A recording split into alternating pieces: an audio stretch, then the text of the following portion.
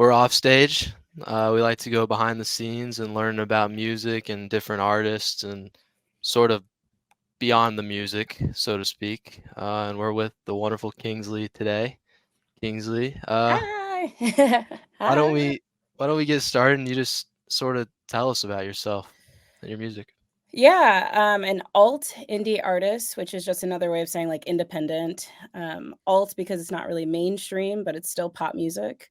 I'm on my third studio record. I'm a digital nomad. I travel the world and play music, and I have 2 degrees in vocal opera and business administration.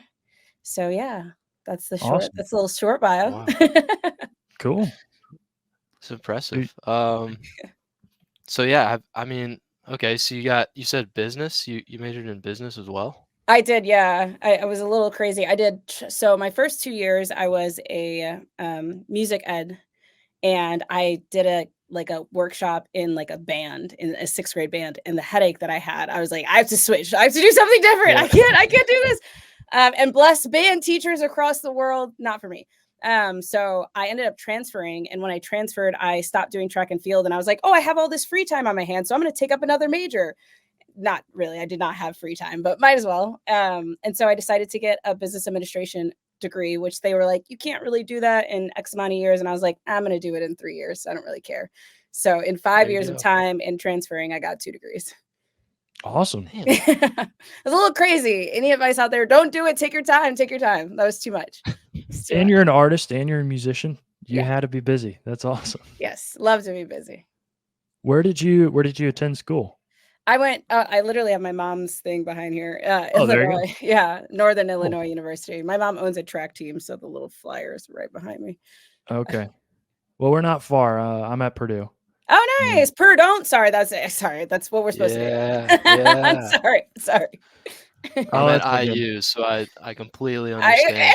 Okay, cool. What did you guys major in or currently Uh, majoring in? we're currently in school. I'm a business major. Heck Yeah. yeah. I'm Yes. also a business major. Yay, awesome. Yeah, music was difficult, but business, they make you jump through hoops. I had such a like unique experience.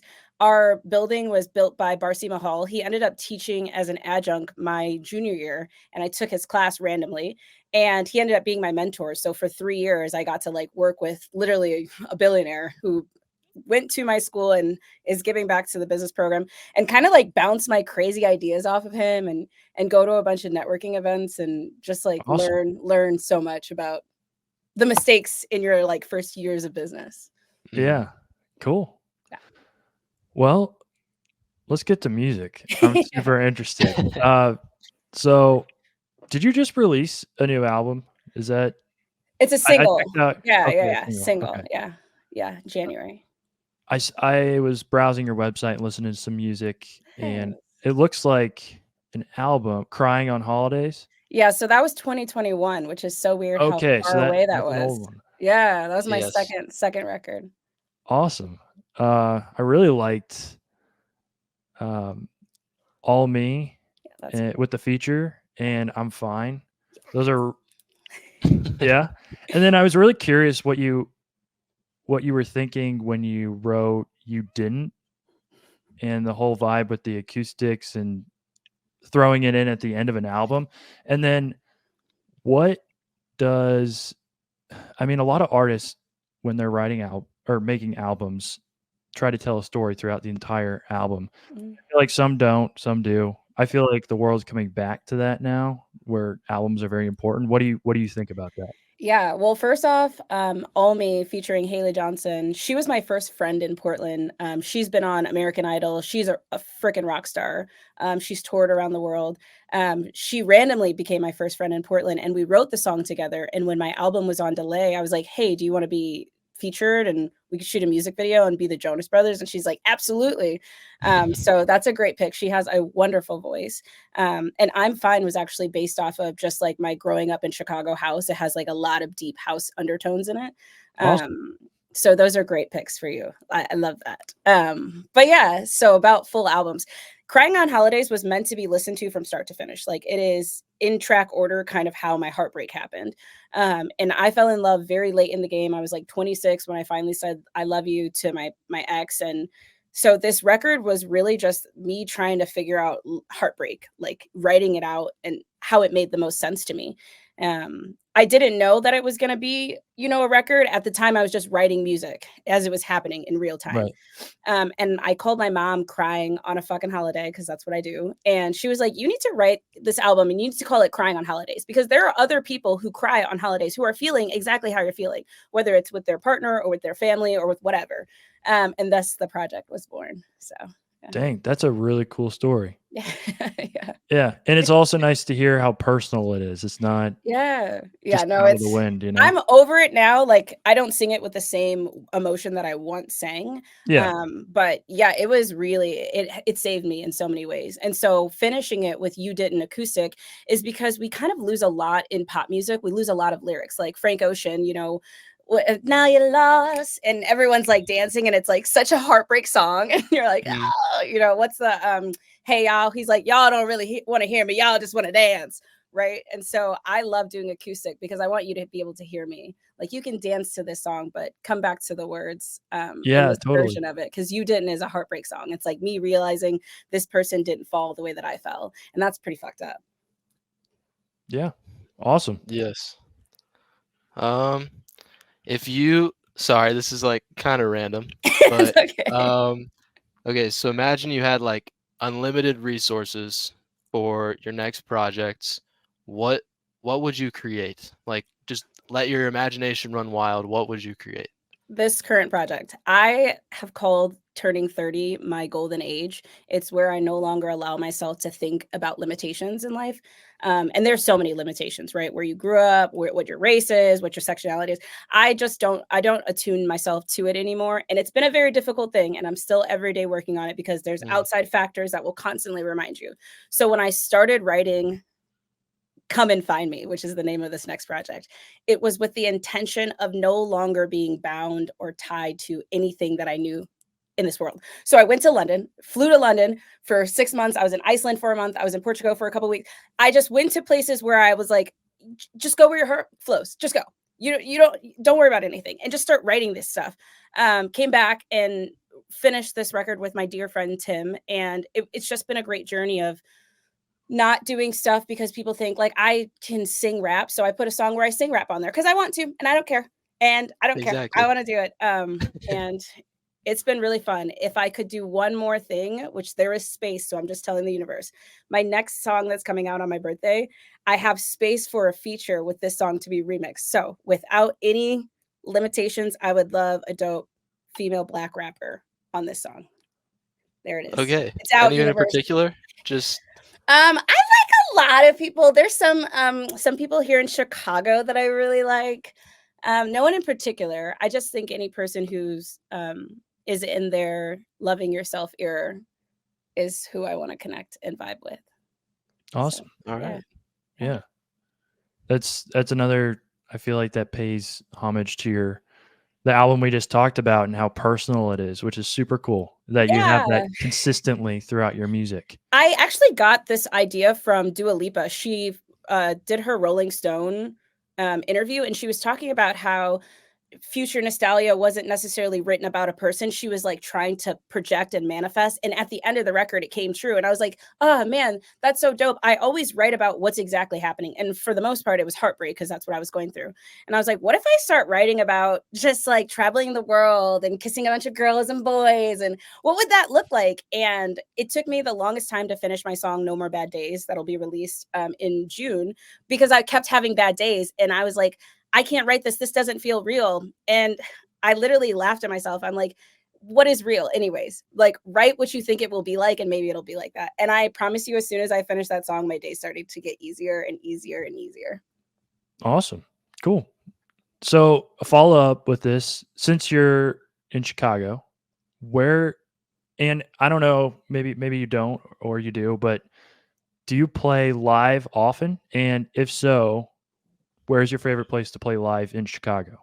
I don't have a favorite place in Chicago. I'm literally only here because it's cheaper. I think I moved back in with my parents in October. I had been just traveling And yeah, so I just got back from Portland on Sunday. I was in Vancouver, BC, Portland, Seattle playing. So every week I'm gone doing something. So I don't have ties to Chicago. I know that's bad to say, but I'm just here because I can stay with my parents for free. That's literally the only reason. If Ain't I had nothing to wrong with pick, that. oh no, God no. We love no rent. We love no rent. That's how you get the first class seats. So you don't. But I think my favorite place to play, like in the world that I've ever been to, is gonna be Vancouver, BC. They literally have my heart. Everyone is dressed like at the grocery store. They're dressed so beautiful. They make you just want to put your shoulders back and stride and walk. It's just really great. And every time I'm there, I think I've played like 5 or 6 times now. It's just been really dope. Awesome. That reminds me of I went to Toronto last year. Oh, for the that's on my first time. list. They say that too. Oh, it's on my list. I think just hearing you talk, I think you'd love it. And they have one of the most fun streets in Toronto is called King Street. So it's for So me. So let yeah, me put and this on my list. there's so many bars where people have live music and a lot of the speakeasy type stuff. That's why I was curious about Chicago, because there's a lot of speakeasy bars and that seems like your vibe, but I don't know. I play here. I think I play in Chicago like every other month. It's fun. It's fun. Cool. It's hard Cool. when you like grew up here. Like Chicago's not fun to me anymore. Like going into the city, I'm like, you spend a lot of money, you stay up late. That's it. When I was Yeah. younger, it was funner, but not anymore. No, that's fair. That's fair. So we've heard a lot of artists talk about the West Coast, specifically Washington and Oregon. Is that where your heart lies? Do you want to live there eventually? No, I lived there. I lived in Portland for 7 years. Oh, And okay. yeah, and it was longer because of COVID, right? I was literally about to move, and then March happened. So it once you like, it's so hard to explain, but Portland and Seattle are very great places to incubate as an artist. So if you are just getting started, go there. Go there to begin. Don't go to LA. Don't go to go there because it is such a beautiful place to learn your craft, perform it in a very forgiving space where people want to be a part of your beginning journey. There's no such thing as polished. They love the rough edges of an artist. It's just really, really dope. And so when I was beginning, I got to open up for people that I would never get a chance to do in Chicago. Never. I mean, and then go on, like, I literally opened up for someone who took me up with them. They were like, oh, just come on and just do 15 minutes. Like that does not happen in these big Yeah. major cities, right? So yeah, I would say like Washington and Oregon, go when you're getting started, but know that if you have bigger aspirations in life, you will kind of get stuck there if you don't make yourself leave, because you get comfortable. Like I've played pretty much every venue in Portland, which is a great accomplishment. And if that's where your stopping point is, stay there forever. But if you want to do bigger things, it's really hard to leave. Really hard to leave. That's really good advice. I have here at Purdue, there's an underground band scene we just found out maybe more than 30 bands now. So yeah, there's a lot of up and coming artists that are looking to move out there. And yeah, that's really good advice. Cool. I know. I feel like a lot of people say go to LA, and there are a lot of, like, if you're money hungry and opportunity hungry and you don't care for a no and you know who you are, go there immediately, right? Go to New York. If you're still figuring it out, Portland is a great place to go so that you don't quit your dream because you get, an LA no. Right. Cool. Awesome. Yeah, we just talked to Allie she's in the Purdue band scene, and her plan is to end up, actually she's going to Oregon this fall, right? To study law, I believe, but she does like folk music and stuff like that, so she's pretty excited about that. If you connect me to her, I will send her all of the places to get started. Oh, totally. She's perfect. The lead singer of a band called the Iron Curtain, and also just a single artist. So yeah, I'll totally connect you guys. That'd be fun. Yeah. Awesome. So what's your style? You got purple hair and I love it. So what influences that? Man, I think the more I found myself, the easier it became to be myself, if that makes sense. Yeah. So like if you looked at like my earlier projects, I had like this blonde wig and it was beautiful and it was dope, and I was wearing like a crop dare t-shirt and still kind of just figuring it out. But branding really helped me like restructure myself. I own a branding agency. And so I was like, why am I doing this for other people? Why am I not doing this for my project? Do this for yourself. Right. And so I kind of sat down with like imagery and visuals and words and kind of rewrote what I wanted this next project to sound like. And people ask me all these questions and I want to have a better answer to synthesize. So like when people are like, what's your music like? And I'm like, my music tastes like the first sip of champagne. That's what my music's like. Like, how do you quantify that? Look at this. This is the champagne, Yeah. right? You will never associate a disco ball without thinking about me. Why? Because I have disco balls in all of my aesthetics. Like I'm a disco girl. I think my earrings, yep, today they say disco on them. That Yes, is they so do. cool. So I really started to understand that the artist level that I want to get to, it's not just about having good music. It's about people being able to digest it in an easy way, people being able to remember it, and it just being iconic, right? Amy Winehouse has the bee nest with the things, right? This is iconic. People can't do this. And this describes me. So as I grow and learn more about like major label branding, I keep coming more and more into myself. That's awesome. I think that's one thing we've learned doing this is, well, first off, not to care what other people think. Just do what we Yes. like, do what we like, having fun.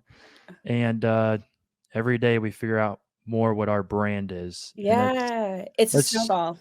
oh, totally. And it's super cool to see that in artists and music. Yeah, it's my Instagram is all the old stuff is taken down. But if you would have scrolled back through my Instagram, you would have been like, oh, this is where she started learning how to model. That's where she learned to take modeling classes. That's where she learned branding classes. Like you would just see it, each time, we get better and better Cool. and better. So Awesome. yeah. It's so much fun though. Oh Like my learning gosh, yes. all the kinks and making everything just perfect. I think you have to enjoy all parts of it. Otherwise, it like people hate studios and people hate marketing and social media. And yeah, these are the things, but I enjoy anytime I get to be creative. It doesn't matter what the space is. So whether that's me setting up my clothes and getting them ready and boxed for a photo shoot, or going and doing a day trip, mapping out where a music video is and getting to talk shop with a director, right? It's all of these things that you get to be creative in. And so I really try to keep telling myself like, this is the fun part too. Like being on stage is the best, but there are more fun parts that I can have. Yeah, totally. This is a the best mindset. part of our job too. Talking to you guys, and then we have to do the other stuff too. But you can find fun things everywhere. Yeah. So, who inspired you? Do you have favorite musicians growing up, currently, fashion designers, and anybody? Yeah, everything inspires me. I know that's such a weird thing to say, but I've really started to change my mind. So like I own a lipstick line that I got to work with this amazing black owned lipstick company in Portland. And when I was getting started with her, I knew very little about lipstick. I knew very, very little. I do the basics. This is like a 6-step. It looks like a lot to people, but it ain't a lot. It's just, and when I started with her, she had me like get outside of my mind and like walk through Sephora, which I would have never done, and like just look at the boxes, the packaging. Look at the packaging. Feel like just be in creative space. There's so much to be inspired by in everything, and that blew my mind. That was in 2019 when I started working with her, and that kind of just started shaping myself. Of even when I'm scrolling on TikTok, just seeing things that I'm like, this is so beautiful. This is inspiring. So I could tell you like 17,000 people, like Flyboss, the way that they've marketed themselves on TikTok using one song. Meg the Stallion, every time she switches to Tina Snow, that blonde hair, she's about to rap on the beat and kill these girls. Beyonce switching from house to country in such an eloquent way and doesn't, I was just no going to ask promo, that. doesn't care. This is what I'm doing. I don't care, right? That's such a dope Yeah. thing to do. Victoria Monette, the way that she has written for so many people across the years and is finally coming into her own artistry. She wrote Who Says by Selena Gomez, and that just blows my mind that the one who wrote On My Mama wrote Who Says by Selena Gomez. Like, that's so crazy. So yeah, I'm inspired by so many dope people. I mean, Usher, he puts on skates at the Super Bowl just to be like, I can do it anyways. Yeah. Yeah. That is cool. Long-winded answer to say No. everyone and everything. Cool. Awesome. Oh, go go ahead. No, you got it. It's all you, man. Yeah, I think that's something I try to do, and a lot of people do it better than me, but that's a really good example to see Yes, but You doing that. But that's to assume that your good is not good enough, right? And you say do it better. What is better than you? That's so confusing. What is better than you? And how you look at life is not how I look at life. And thank God for it, because we're in here collaborating in this very moment. So I would keep doing you and keep getting what your better is, because I don't know what that is. Yeah, you're right. You're right. That was one of the coolest things. I feel like Beyonce got a lot of lovers and haters with her big change right there. Yeah. And I thought it was the coolest thing when she just How do they decided to accept do house? whatever They were she like, wanted. house is okay, but this is absolutely, absolutely terrible. She went Right. from rap back to her pop, down to house, into country. Heaven forbid. Like, it's so funny. And she grew up singing gospel. Like, Yeah. you can do whatever you want. And then Scott and I were talking a few weeks ago. Post Malone is supposed to release Oh a yeah. Country country album. album, Yes, I have right? thoughts about that, but that's okay. And then What kind of thoughts? Not positive? They're not positive. Yeah, We're gonna keep it that's love and light. understandable. I'm like, There you go. okay, but how do you capitalize on rap? And now that you're done with it's the motion, right? Of Miley Cyrus did this, right? You capitalize as much money as you can, and then you switch over to. And I'm not saying he's doing good or bad, but his charts in comparison to what he was doing in hip hop are not doing great. They're not doing No, great, and I the can't past tell if 2 that's albums have not been great. marketing or Yeah. I don't know, but you're with a major label, so I feel like it's interesting. I'm very interesting to see what he'll do next. That I'm like, this isn't quite working. What are you gonna do? Go back to hip hop? We'll yeah, just have to see. it'll be interesting if it's a monetary move or a passion move.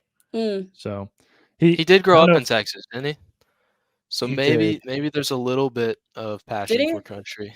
Well, Maybe born in he didn't grow. Texas? No, he was not born in Texas. He grew up in Texas. Ah, He moved there when he was like 15 or something. which is enough to be inspired by country. Yeah. Yeah, I guess so.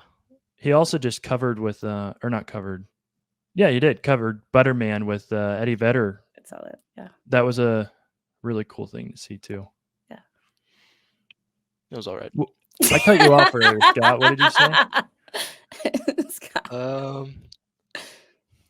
I was gonna ask you about hoes before bros. What's that about? Where's my little so I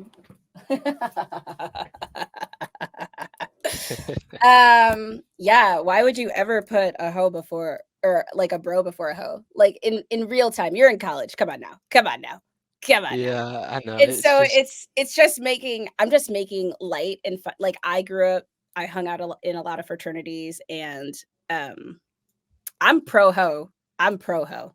There's no easy way to say this. And so I often would be like to my friends, like, hoes before bros, hoes, you're my hoes, hoes, always hoes together. And so finally someone's like, you need to put this on your merch because you say this way too often. And so yeah, my best friend's husband designed this for me and was like, yeah, this is you. And so we did a photo shoot as a pinup girl and put that on there. And it's really funny because some people will think it says bros. And they'll be like, bro. And I'm like, ho, shorty, ho. Yeah. Get it right. Get it Get right. it right. We are ho positive in this household. So Cool. It's also cool to see your lipstick brand. That's one thing I noticed before we got together a few weeks ago. I was like, music, lipstick, merch, and then but it makes sense because you mentioned at the start of our talk here that you're a business major and yeah. have a lot of passion. So Yeah. it's cool been to a see that. snowball. It's been a snowball. It's taken me a long time to figure it out. And that's like you as you guys grow, you'll have more things that make more sense. And so the lipstick was created out of COVID, and the merch was created when I rebranded and I'm starting to understand. And even like I have 2 recipe books that have coincided with my albums, and it's just the more Whoa. you learn. Yeah, each song on my do I have one near here? I do. My parents are my biggest fans, so they are. So this is called Come and Drink With Me. It's based off of my album that's coming out, Come and Find Me. And each song on my record is paired with that looks like a girl part. Absolutely. That's the ocean. Each song is paired with my favorite drink that I think represents the song. And so I'll teach you how to make it at the bottom. And then I just tell you secrets about the song, tell you secrets about myself. And it's really fun. So you can drink with me Sweet. and read about the music and look at some dope drawings. But That's yeah, awesome. I love, yeah. Is that another one of your passions, cooking? Oh, this is alcohol. This is cocktail. Oh, okay. Well, Drinking you like is to my mix drinks? passion. Okay, cool. I don't make them. No, my dear friend Karen, who does a lot of my photography, actually, she is a mixologist. That's like her passion. So she used to come over to my house in Portland and just make me cocktails. And we would listen to my album and we'd be like, this song tastes like this. And we try to like go and figure it out. And it's been really fun. That's awesome. Yeah. That reminds me, we talked to somebody earlier this week that mentioned Pharrell Williams and his ability to, what is it? His ability to hear colors. Oh, I love that. Oh, yeah. Yes. Oh, there's a specific word for I know it. let's look. Can't remember exactly, but I just think that's so cool how, like, you connecting mixology and alcohol to your music, just like Pharrell. Synthesis Yeah. something. Yes. Yeah, it's got synth That's in there. right. That's right. Something. Yeah. This came out of COVID as well. The project. I mean, COVID was a lot of things for a lot of people, but for me, it really taught me how to think outside of the box when you don't have a stage. And so when I did my Kickstarter in February of 2020, it was supposed to be that people in Portland would get to come to the album release show and we would have like 3 cocktails that match the song. And then March happened and I was like, I still have to do something because these people gave me money. And this recipe book was born and it was such a hit. Like I did 500 copies and everyone was like, more. So I made a second book and yeah, it's like one of my best sellers. It's really great. And it's really fun because the first book is called Drinking on Holidays, based off of Crying on Holidays. Mhm. And I just talk mad trash about my ex in there. I'm like, this is my side of the story. Here's his phone number. Here's his address. Go. I'm just kidding. Okay. Scott's face was like, no. I figured you were kidding, but Just kidding. Just kidding. He moved, so it's not the real address. So Oh, good. just Good. kidding. there you go. So, do you have any places you want to play? Oh my gosh, yes, Madison Square Garden. Okay. Yeah, I love meditating to that space. It's how I get out of bed every morning. Yeah, it would be dope to do a show with Megan Thee Stallion. There's tons. I've so many things. I'm literally just warming up. I'm like 3 records in and I'm like thinking about record 10.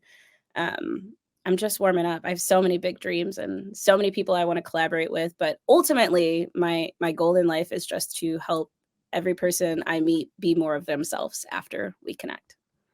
Yeah, that's my Good. biggest aspiration. Wow. Something That's a awesome good to live goal. by. Thank you. Thank you. That's another thing you What's- should put on your merch. What be better now that we're together? Oh, write this down. Open my notes. Jerry. There you go. What would album 10 sound like if you could think that far ahead? What kind of sound are we thinking? Yeah. So I grew up listening to house music, but I Mhm. have an opera degree, and so album 10 would be the collision of house and opera. But it will be for altos because sopranos get enough love, and I want to give altos something. I noticed that. I took choir in middle school and it was all sopranos, no alto love No ever. altos. We would be in sectionals in college, and I would just be eating an apple in there. I'm like, I'm not practicing dough. I'm not doing this. Yeah, Be happy I'm yeah. here. Be happy I'm present. I think that'd be awesome. Have you ever heard Queen's album Night at the Opera? Mm. So Freddie Mercury, the lead singer of Queen, primarily rock and operatic rock. He took like a whole year to go to Barcelona and sing with the most famous operatic singers in the most famous opera houses. And that's something I feel like a lot of artists overlook too often. Yeah, it's such a cool piece of definitely music. it is, but it's done in such a boring way. That's why I loved Hamilton. I'm like, man, the Satisfied song is such a great way to show off opera. It is so beautiful, and I feel like because I've studied it, I'm allowed to say this. It is so boring sometimes that I'm like, yeah. I mean, I've fallen asleep at an opera. I'm like, oh my gosh, what is happening? Yeah. So no shade, no tea, whoever's listening to this. I love my degree. I definitely can agree. It needs a little bit of Little, Spice. yes, it little, needs some little spice. chill. Yeah. Yeah. Well, cool. Awesome. Okay. I'm trying to think. Okay, let's do another like hypothetical. Okay. Imagine your music, your art existing in a completely different historical period. How do you think it would be interpreted then? So let's go like 100 years back. How do you think people would interpret it? I'm gonna go further. I'm gonna go Further. way, way back to when Cleopatra was reigning. Okay. And I think Crying on Holidays would be how she felt when her man was killed, Julius Caesar. That's what I would say. Wow. That's That was a beautiful. great question. I Dang, can't. yeah, I would have never thought of that one. I don't know how I thought of that. Yeah, That was a great question. just off the dome. Oh yeah. I'm in my flow state right now. But yeah, I think Crying on Holidays would be that because yeah, she really did love Julius Caesar. And I think, yeah, having heartbreak of a love like that would be Crying on Holidays. And even like the last song is called Life Without You. And I feel like that was her next steps in life. So All right. yeah. That was a Thank you. great answer, honestly. And it flowed so well. Thank you. Thank you, Scott. You're good. That's good. Of course. I got good questions every now and then. Do you play any instruments or are you primarily vocals? So yes, but I don't play them on stage. I play piano and guitar, and usually when I'm writing at the beginning stages, it's on guitar. But I on stage not anymore because I'm moving way too much. But yeah, I started on the guitar first when I was in elementary school, and then piano in middle school. Awesome. Yeah. Do you So I'm always interested in the recording side of things. Do you record in-house ever? Or do you primarily go to a studio? Yeah, so my very first song in 2011 was recorded in my parents' basement. You could literally hear my little sister's feet and me being like, "Shut the fuck up!" She was 5. It's not her fault. But when back then, we were using like Live 8. I don't even know if they use that anymore. But we like begged my parents for a microphone, begged them for the cheapest version of Live 8, and like made this song called Lie Detector. My brother's rapping on it. My sister's playing strings. It was a very Jackson 5 production. Um, and so that's where I like learned about like tracking, recording, like cutting good vocals, padding your room. Then I went to college and like studied, and you take recording classes when you do music, and kind of learned a little bit more. And once I was there, I was like, yeah, I'm gonna save this for professionals. Like I don't want to do this. And so every time I make my projects, it basically goes, I call my friend Tim. We listen to a couple songs that I want my song to sound like. He'll play guitar. I'll play guitar. We'll write some stuff out. We'll go to his basement. We'll demo it out on whatever instruments we think is fit. I'll go home. I'll record it with my computer, like my microphone, like the demos. And then I'll send it to whoever I want to produce with. They'll produce it out. And it's literally us going back and forth and me giving them voice memos. I'm like, make it sound like this. Beep, beep, beep, beep, boop, bop, bop, bop. And then they do whatever and bring it back to me. And then I hire out my like backup vocalists, mixers, masters. Actually, my uncle masters my music now because I want to have it done well. But yeah, it's a very long stage, and I've learned to be very patient with people, especially like mixing. Like my last project was $10,000 to make, and so you really want to put money into like the most important parts, which is getting a good vocal take, like using a really good microphone, being in a really good room, and mixing. Like those are things you never want to skip out on. Otherwise, your music won't sound like mainstream music, which is like the most important thing. So yeah, I've learned a lot. I've gotten to sit in a lot of rooms, and each time you do the project, you get a bit of better language. There's so much language for mixing. I'm always like, make it sound ghosty, make it sound like woo, and they're like, what does that mean? You know, now I know gump delay. I know, you know, now I know what I'm looking for.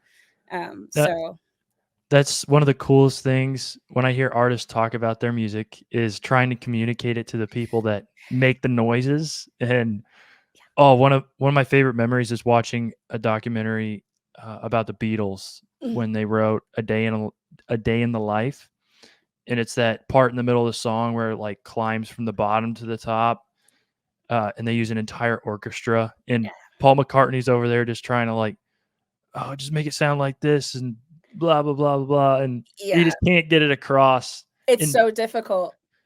an artist's brain thinks so much differently from the producer's brain, so Well, we it's were so never in the cool when it comes room. together. We're never in the room, right? There's so much happening. There's so much mastery in mixing, right? That's not my job is 10,000 hours here. My job is not 10,000. So like trying to communicate with someone when you don't know the 10,000, it's trying to communicate with a doctor in something that you're like, I'm the student.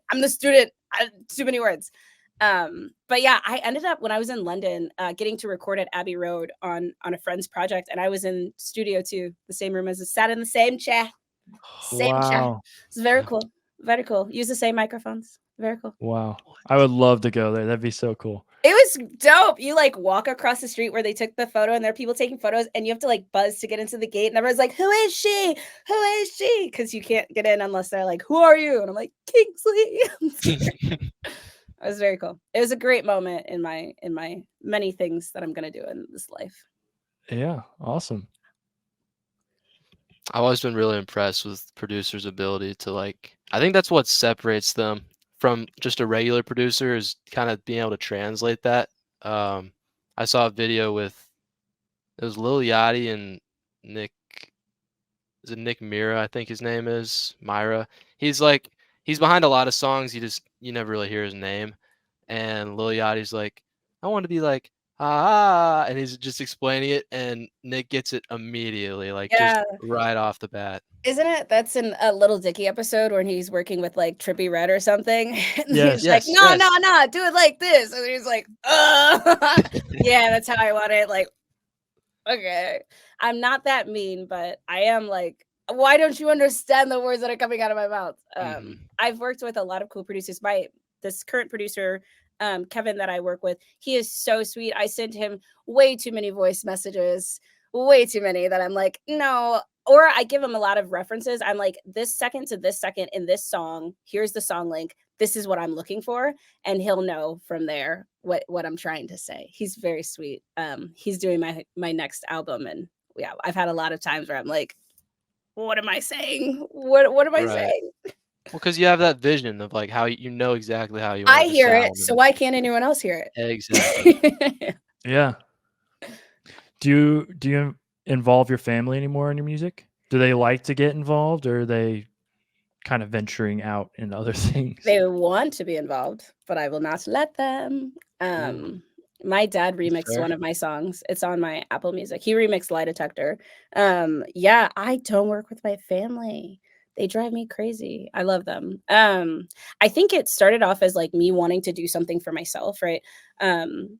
That's how it began. Like when I started this, I was like, I want to do this by myself to say I can do it. It's like this rebelliousness. Like I have 7 siblings, so I grew up in a very like family together all the time.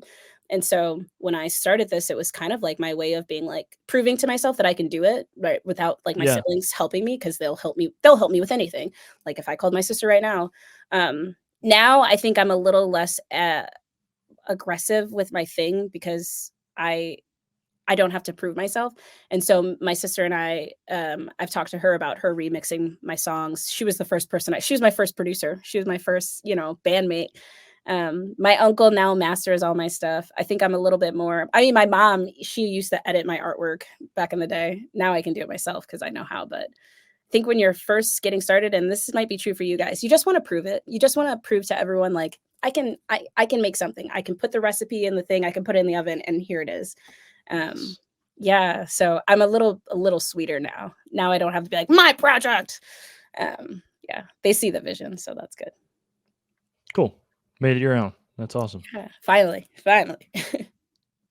So if you could give, I mean, you've given a lot of advice, but if you could give one deathbed piece of advice to a new and upcoming artist specifically, what would it be? I'm going to give advice to everyone, not just to new and upcoming artists. If you die tomorrow, why would you spend today worrying about tomorrow?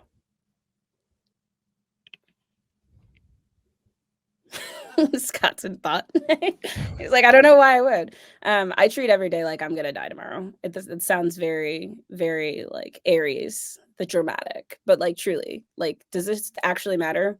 Like if I don't wake up tomorrow, does this really matter? No, I came here to do dope shit with my friends. That's all I came to do. And I try not to sweat the little stuff and keep it moving. I think we get so wrapped up in our own drama that you forget that your vibration changes the world in a good or bad way. So I'm gonna be that light. I'm gonna be that force. That's all I came to do. And I hope everyone else does too. Yeah, That's a definitely good something we can all mindset. take. Yeah. Gosh, there's so many good quotes. Thank you. Yeah, I was gonna say, I think all these should be written down. My friends tell me they literally have a note thing that says shit Kingsley says, and they like send me random things that I say that I'm like, that's hilarious or that's wise. I said that. That's really smart. Thank you. Yeah. I'm glad somebody wrote that down for me. Yeah. Oh, that's in their little group thing. So they're like, when we're famous, we're gonna use this against you for TMZ. I'm like, oh, okay. All right. So where exactly can people find you?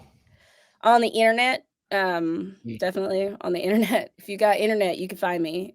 Just iamkingsley.com. But the most important thing is just to buy my merch. I don't really care for streams. You don't make money from it. It does not bug me. I care if you're wearing my stuff because I want people to be like, yes, hose. Where'd you get that from? So yeah, go to my Shopify shop, which is linked on my website, and get yourself something nice.